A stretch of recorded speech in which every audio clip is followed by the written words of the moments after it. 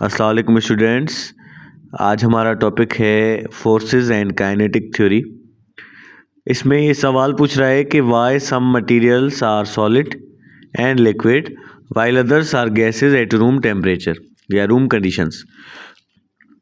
मिसाल के तौर पे आप अपने रूम में देखें तो कुछ चीज़ें सॉलिड हैं, कुछ लिक्विड हैं, कुछ गैसेस हैं।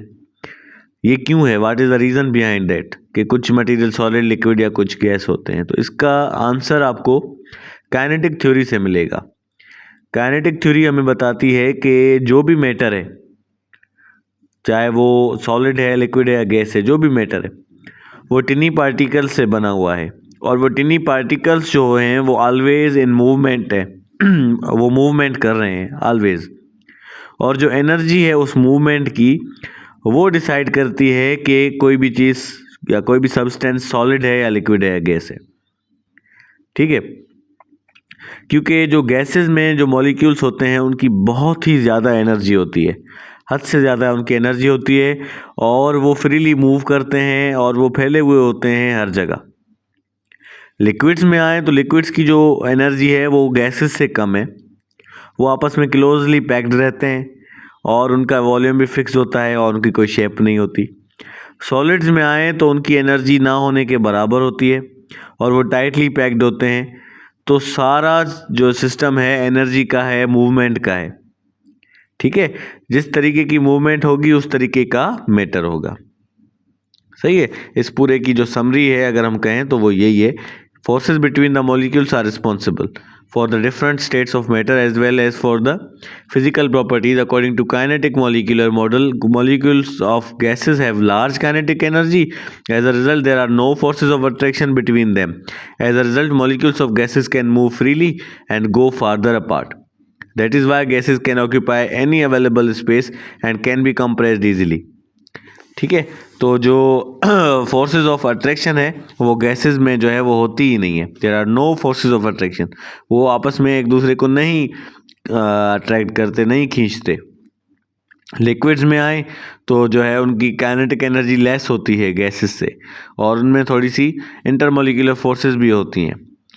ठीक है, और फिर सॉलिड्स में आए तो सॉलिड की और ज़्यादा जो है इंटरमोलिकुलर फोर्सेस उनमें बहुत ज़्यादा होता है।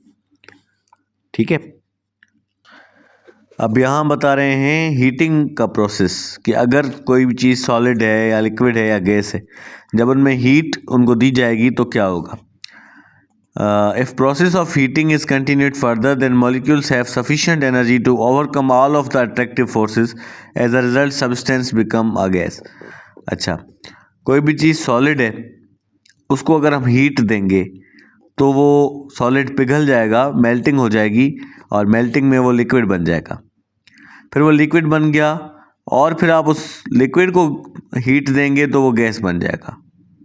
ठीक है, तो हीटिंग से सॉलिड से लिक्विड, लिक्विड से गैस भी आप कर सकते हैं। और जब आप उस गैस को फिर कूल करेंगे, जो गैस बन गया उसको आप ठंडा करेंगे, इतना ठंडा करेंगे तो फिर ठंडा होने के बाद वो गैस दोबारा लिक्विड बन जाएगी और फिर उसको और ज़्यादा ठंडा करेंगे तो वो फ्रीज होके फिर दोबारा सॉलिड बन जाएगी।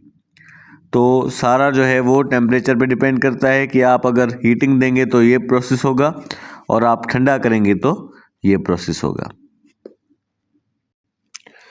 अच्छा, अब इसमें कह रहे हैं gases and the kinetic theory. Kinetic molecular theory clearly describes the properties and behavior of gases. Hot air balloons are the practical applications of the discussion given below.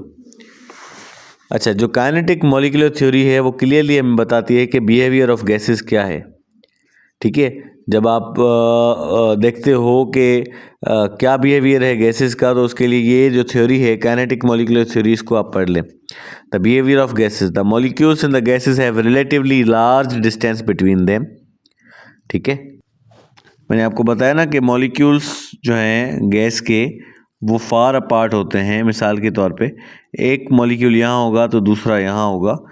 ठीक है, और फिर जब टकराते हैं, कॉलिजन इनमें होती है तो और एक दूसरे को धक्का दे देते हैं। The molecules in the gases move about very quickly. A gas molecule moves in a straight line. It changes its direction only when it collides with another gas molecule. अब ये स्ट्रेट लाइन में चलेगा, तब जाके इसकी direction change होगी जब ये दूसरे मॉलिक्यूल से टकराएगा, इसके साथ टकराएगा तब जाके इसकी डायरेक्शन चेंज होगी। With the walls of its container, जिस कंटेनर के अंदर हैं जब उनसे टकराएंगे तब जाके इनकी डायरेक्शन चेंज होगी। After collision it moves away in a new direction, collision के बाद नए डायरेक्शन में जाते हैं। Since gas molecules collide many times each second, therefore the motion of molecules is constant and random. The behavior of a gas can be described completely by its pressure, volume and temperature. आप gas का जो behaviour देखना चाहते हैं तो इन तीन चीज़ों पे आप फोकस करें, प्रेशर, वॉल्यूम और टेम्परेचर। ठीक है। अब प्रेशर प्रोड्यूस कब होता है? प्रेशर तब प्रोड्यूस होता है जब गैस के जो मॉलिक्यूल्स हैं वो कंटेनर के वॉल से टकराते हैं, इस वॉल से। ठीक है, जब वो टकराते हैं तब प्रेशर प्रोड्यूस होता है। जितना ज़्यादा कॉलिजन होगा यानी जितना ज़्यादा टकराएंगे आपस में उतना ज़्यादा प्रेशर होगा। ठीक है, जो गैस का बिहेवियर है वो डिपेंड करता है प्रेशर, वॉल्यूम और टेम्परेचर तीनों पर। ठीक है, अगर इनमें से किसी में भी चेंजेस आ जाती हैं तो गैस के बिहेवियर में भी चेंजेस आ जाएंगी। अच्छा, इस पेज में बता रहे हैं कि जो गैस का प्रेशर है वो तब बनता है जब उसके मॉलिक्यूल्स कंटेनर से जाके टकराते हैं। ठीक है, अगर नंबर ऑफ गैस मॉलिक्यूल्स ज़्यादा हैं, बढ़ जाते हैं, तो वो जो है वाल से ज़्यादा टकराएंगे, इसलिए प्रेशर बढ़ जाएगा। लो प्रेशर का मतलब ये है कि जो कॉलिजन्स हैं वो कम है। ठीक है, अगर कॉलिजन्स कम होगी तो प्रेशर कम होगा, अगर कॉलिजन्स ज़्यादा होंगी तो प्रेशर ज़्यादा होगा। देखें यहाँ पर हाई प्रेशर लिखा हुआ है, इस पे लो प्रेशर लिखा हुआ है। वजह यह है कि इसके जो मॉलिक्यूल्स हैं वो कम हैं और वो कम टकरा रहे हैं। जितना ज़्यादा टकराएंगे उतना ज़्यादा प्रेशर होगा। ठीक है। अच्छा, जो इधर एक एग्जाम्पल दी हुई है कि जो बैलून है, blowing up a balloon is an example of pressure.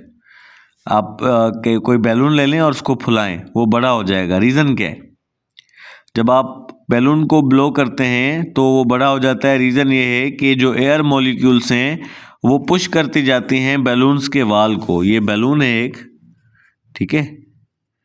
अब यहाँ से आपने जो है उसको ब्लो करना शुरू किया। जैसे आप ब्लो करेंगे तो मॉलिक्यूल्स यहाँ यहाँ यहाँ टकराएंगे, टकरा के इसको खींचेंगे, धक्का देंगे तो ये जो है ये ऊपर ऊपर होता जाएगा, बड़ा होता जाएगा। ठीक है, सही है। अच्छा, यहाँ पर एक और आपको मज़े की बात बताऊं कि अगर हम किसी भी गैस को कंप्रेस करते हैं, यानी उसको जो है वो हम कंटेनर को छोटा कर देते हैं, गैस को कंप्रेस करके कंटेनर को छोटा कर देते हैं, तो जैसे ही कंटेनर छोटा हो जाएगा तो जो मॉलिक्यूल्स हैं वो आपस में क्लोज आ जाएंगे, करीब आ जाएंगे। मॉलिक्यूल्स करीब आ जाएंगे तो वो जितना और ज़्यादा जल्दी टकराएंगे, क्योंकि अब स्पेस कम है तो वो जल्दी वाल से टकराएंगे। अब वॉल्यूम कम हो गया, वॉल्यूम हो गया हाफ। ठीक है, तो जो प्रेशर है वो हो जाएगा डबल। ये बात याद रखिएगा, जब वॉल्यूम हाफ हो जाएगा तो प्रेशर हो जाएगा डबल। ठीक है।